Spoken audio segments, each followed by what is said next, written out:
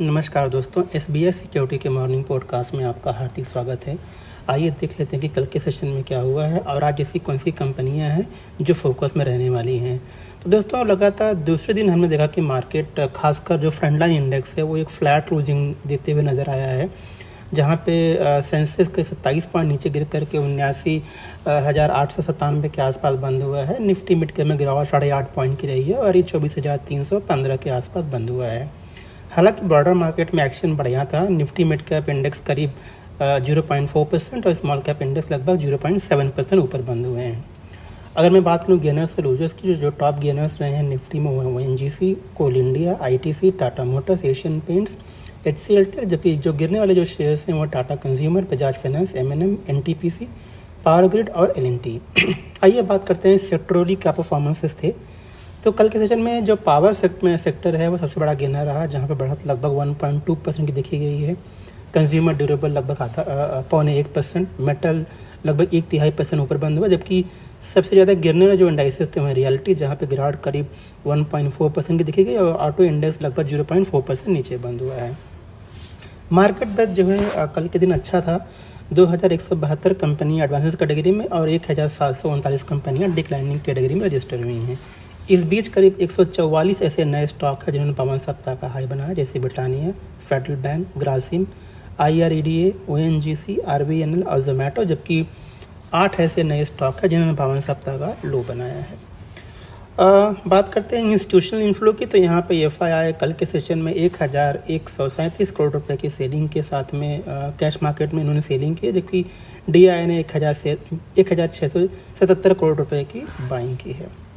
आइए बात करते हैं ग्लोबल क्यूज़ की। तो दोस्तों, ग्लोबल क्यूज़ लार्जली आज के सपोर्टिव है। कल का यूएस मार्केट हालांकि मिक्स क्लोजिंग के साथ में बंद हुआ है, जहां पर डॉ जोन्स में एक 30-35 पॉइंट की बढ़त देखी गई। वहीं पर नैस्डैक और S&P में जो है थोड़ी ज़्यादा गिरावट देखने को मिली है। बावजूद इसके कि जो इन्फ्लेशन नंबर है वो काफ़ी बढ़िया आया था, ये अनुमान से कम आया था। तो कहीं ना कहीं एक होप बिल्ड हो रही है कि रेट कट अब जल्दी हम उम्मीद कर सकते हैं। मार्केट का ये अनुमान है कि शायद इस वर्ष यानी 2024 कैलेंडर ईयर में 2 रेट कट्स की संभावना है, जो पहले केवल 1 रेट कट्स की उम्मीद थी। तो इसलिए हम देख रहे हैं कि जो इंटरेस्ट रेट जो बॉन्ड यील्ड है थोड़ा सा वहाँ पर कूल ऑफ देखने को मिला है। और जो स्मॉल कैप इंडेक्स है, जो रूसेल 2000 जो इनका इंडेक्स है, वो करीब कल 0.4% ऊपर जाकर के बंद हुआ है। तो कहीं ना कहीं पैसा जो है लार्ज कैप से या जो हाई ग्रोथ टेक्नोलॉजी कंपनियां हैं वहाँ से मूव होकर स्मॉल कैप इंडेक्स में जा रहा है, जो कि ये इंडिकेट करता है कि शायद जो है ब्याज दर में कटौती हम आगे जल्दी हम देख सकते हैं। उसके बाद अगर मैं बात करूँ एशियन मार्केट की, तो एशियन मार्केट लार्जली जो है सपोर्टिव है। तो उम्मीद करते हैं कि आज हम एक पॉजिटिव शुरुआत कर सकते हैं। आइए बात करते हैं ऐसी कौन सी कंपनियां जो फोकस में रहने वाली हैं। तो पहले बात करते हैं प्रेस्टीज स्टेट की। तो यहाँ पे कंपनी ने अपने फर्स्ट क्वार्टर के एक बिजनेस अपडेट दिए हुए हैं। कंपनी ने कहा है कि जो उनका जो सेल्स है वो करीब 22-23% जो है नीचे गिर करके 3030 करोड़ रुपए का रिकॉर्ड हुआ है फर्स्ट क्वार्टर के अंदर। और ये जो डिक्लाइनिंग है उसकी मेन जो वजह है वो है प्रोजेक्ट लॉन्चेस जो कम हुए हैं, और इलेक्शन की वजह से हम सब जानते हैं कि थोड़ा दिक्कतें आती हैं। और जो टोटल सेल्स वॉल्यूम है वो भी थोड़ा सा नीचे गिर करके 2.86 मिलियन स्क्वायर फीट के आसपास पहुंच चुका है। हालांकि रियलाइजेशन जो है वो करीब 16% बढ़ के 11,934 रुपये पर स्क्वायर फीट के आसपास जो है वो बना हुआ है। इंडिकेटर है कि प्रॉपर्टी मार्केट जो अभी भी काफ़ी बढ़िया लग रहा है। तो ये जो बिजनेस अपडेट है दोस्तों, थोड़ा सा मार्केट का अनुमान से कम है, तो थोड़ा सा हमें लगता है कि आज ये स्टॉक शायद नेगेटिव रिएक्ट जो है कर सकता है। आदित्य बिरला फैशन दोस्तों आज फोकस में होगा। यहाँ पे कंपनी ने कहा है कि उन्होंने जो गुड व्यू फैशन है उसके अंदर अपना स्टेक जो है 33.5% बढ़ाकर के 51% उन्होंने कर दिया है। और यहाँ पे 127 करोड़ रुपए का एडिशनल इन्वेस्टमेंट यहाँ पे कंपनी करने वाली है। तो ये जो है लॉन्ग टर्म के लिए पॉजिटिव लग रहा है आदित्य बिरला के लिए। अदानी विल्मर ने कहा है कि कंपनी जो है एक कंपनी है स्पेशलिटी केमिकल, उसका नाम है ओमकार केमिकल। वहाँ पे कंपनी जो है लगभग 67% का स्टेक जो है एक्वायर करने वाली है, और ये डील करीब 56 करोड़ रुपए के आसपास की होने वाली है। तो ये उनके लिए पॉजिटिव लॉन्ग टर्म में। राष्ट्रीय केमिकल फर्टिलाइजर ने कहा है कि कंपनी जो है 514 करोड़ रुपए का इन्वेस्टमेंट करने वाली है। वो जो उनका अमोनिया प्लांट है महाराष्ट्र में, इसको रिवाइव करेंगे, तो ये उनके लिए पॉजिटिव है। आल कार्गो ने कहा है कि जो उनका CFS जो वॉल्यूम है वो बड़ी 20% बढ़ा है जून महीने में, तो ये उनके लिए पॉजिटिव है। वोडाफोन आइडिया फोकस में होगा। यहाँ पे कंपनी ने कहा कि कंपनी ने जो प्रेफरेंशियल इशू के लिए मंजूरी जो है मिल चुकी है शेयर होल्डर की, तो ये उनके लिए जो है पॉजिटिव है। उसके अलावा एटीसी टेलीकॉम इंफ्रा ने कहा है कि जो ऑप्शनल कन्वर्टेबल डिवेंचर है उसको अब शेयर में कन्वर्ट करेंगे। 160 करोड़ रुपए का ये वैल्यू था, तो ये भी उनके लिए जो है, ये न्यूज़ भी जो है पॉजिटिव है वोडाफोन आइडिया के लिए। आज़ाद इंजीनियरिंग ने कहा है कि उनकी कंपनी को एक 5 साल का एक कॉन्ट्रैक्ट मिला हुआ है जर्मनी सीमेंस एनर्जी से, और यहाँ पे कंपनी आगे चल के रोटेटिंग कंपोनेंट जो है सप्लाई करेगी सीमेंस गैस और थर्मल टर्बाइन के लिए, तो ये पॉजिटिव है आज़ाद इंजीनियरिंग के लिए।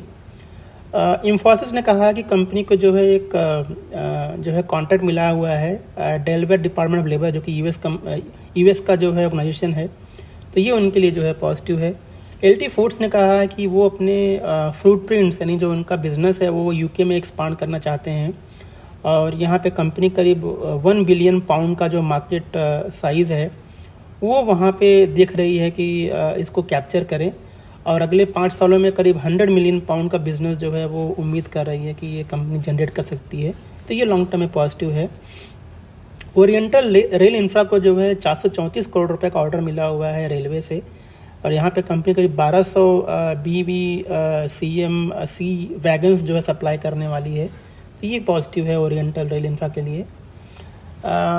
उसके अलावा जी एंटरटेनमेंट की बोर्ड बैठक होने वाली है दोस्तों। यहाँ पे कंपनी जो है मंगलवार के दिन विचार करेगी कि फंड रेजिंग किया जाए या नहीं, तो आने वाले मंगलवार के दिन जो है बोर्ड की बैठक है, तो ये थोड़ा सा पॉजिटिव लग रहा है जी एंटरटेनमेंट के लिए, कि हालांकि हमारा कोई रिकमेंडेशन नहीं है इस कंपनी के ऊपर। और पीटी इंजीनियरिंग ने कहा कि उन्होंने 360 करोड़ रुपए जो है क्यूआर के जरिए रेस किया हुआ 1054 रुपये पर शेयर पे, तो ये न्यूट्रल टू पॉजिटिव है पीटी इंजीनियरिंग के लिए। और आइए बात करते हैं सबसे बड़े डेवलपमेंट की। तो यहाँ है TCS का रिज़ल्ट जो कल के मार्केट आवर के बाद में आया था, और ये रिज़ल्ट बढ़िया है, मार्केट के अनुमान से बेहतर है। रेवेन्यू जो है 2.2% सिक्वेंशली बढ़ कर के आया है, और कंपनी का जो पैट है वो 8.5% YoY जो बढ़ कर के आया हुआ है। उसके अलावा कंपनी ने 10 रुपये का डिविडेंड भी दे रही है, और जो मैनेजमेंट कमेंट्री निकल के आ रही है कॉन्फ्रेंस कॉल में, वो कंपनी ने कहा है कि अक्रॉस द वर्टिकल जितने भी उनके वर्टिकल्स हैं, चाहे BFSI हो, हेल्थ केयर हो, मैन्युफैक्चरिंग हो, एनर्जी रिसोर्स यूटिलिटी सेगमेंट है या लाइफ साइंसेज हैं, इन सभी में जो है ग्रोथ देखने को मिल रहा है अक्रॉस जोग्राफी, चाहे वो नॉर्थ अमेरिकन मार्केट हो, इंडिया हो, यूरोप मार्केट हो, सभी में ग्रोथ देखने को मिल रहा है। तो ये पॉजिटिव साइन है, और कंपनी कह रही है कि आने वाले जो ये साल में है, यानी ये साल 2025 में जो नंबर डिक्लेयर करेंगे कंपनी, वो 2024 के अनुमान से बेहतर होगा। और कंपनी ने इस क्वार्टर में वेज हाइक भी किया हुआ, जो कि डाइजेस्ट कर चुके हैं। तो मार्जिन में जो हम एक्सपांशन देख रहे हैं YoY, बावजूद इसके कि वेज हाइक हुआ है, लेकिन जो कॉस्ट ऑप्टिमाइजेशन है या यूटिलाइजेशन लेवल जो बढ़ा हुआ है, इसकी वजह से जो है मार्जिन में इम्प्रूवमेंट है YoY, तो ये जो है पॉजिटिव साइन लग रहा है। और डील विन करीब $8.5 बिलियन के आसपास की है। तो ओवरऑल परफॉर्मेंस काफ़ी बढ़िया है। हमें उम्मीद है कि आज ये स्टॉक पॉजिटिव रिएक्ट कर सकता है, और इसका देखा देखी जो है बाकी IT कंपनी भी शायद पॉजिटिव रिएक्ट करें। दोस्तों आनंद आठी ने भी अपने रिजल्ट डिक्लेयर किए हैं, और कंपनी ने कहा है कि जो उनका जो रेवेन्यू है वो करीब 37% बढ़ कर के आया है, और प्रॉफिट में बढ़त लगभग 38% के आसपास की है। जो कंपनी का AUM है वो करीब 59% YoY बढ़ कर के आया है, तो ये अच्छा साइन है। रिजल्ट अच्छे लग रहे हैं। आज 12 बजे कॉन्फ्रेंस कॉल है, ज़्यादा डिटेल हम शेयर कर पाएंगे कॉन्फ्रेंस कॉल के बाद में। दोस्तों आज जो है जो 2 कंपनी का रिजल्ट आने वाला है वो है HCL टेक और IREDA। आज के दिन इसका रिजल्ट आने वाला है, जबकि एवेन्यू सुपर मार्केट का रिजल्ट जो है कल यानी शनिवार के दिन आएगा। तो रिजल्ट पे जो है फोकस जो है मार्केट का रहने वाला है in the short to medium term. उसके अलावा अगर मैं बात करूँ कुछ ब्लॉक डील्स की, तो यहाँ पे गोदरेज एग्रोवेट में जो है आर्केन एंटरप्राइज ने करीब 41,46,000 शेयर जो है बेचे हैं 800 रुपये 5 पैसे पर शेयर पे, और इसमें काफ़ी अलग अलग इन्वेस्टर्स ने बाय किया हुआ है, तो यहाँ पे चेंज ऑफ हैंड हुआ है। गोदरेज प्रॉपर्टी में भी जो है आर्केन एंटरप्राइज ने करीब 39,86,000 शेयर बेचे हैं 3,314 रुपये पर शेयर पे, और यहाँ पे अलग अलग एंटिटीज़ ने जो है बाय किया हुआ है। बगल में यहाँ पे इराया लाइफ साइंसेस में जो है एजी डायनेमिक फंड ने करीब 2.5 लाख शेयर्स खरीदे हैं 800 रुपये पर शेयर पे, और स्नेहा गर्ग ने करीब 2,23,000 शेयर जो है बेचे हैं उतने ही प्राइस पे। यहाँ पे चेंज ऑफ हैंड हुआ है। सिग्निटी टेक्नोलॉजी में जो है यहाँ पे आसिका क्रेडिट कैपिटल ने करीब 1,40,000 शेयर खरीदे हैं 1,355 रुपये पर शेयर पे।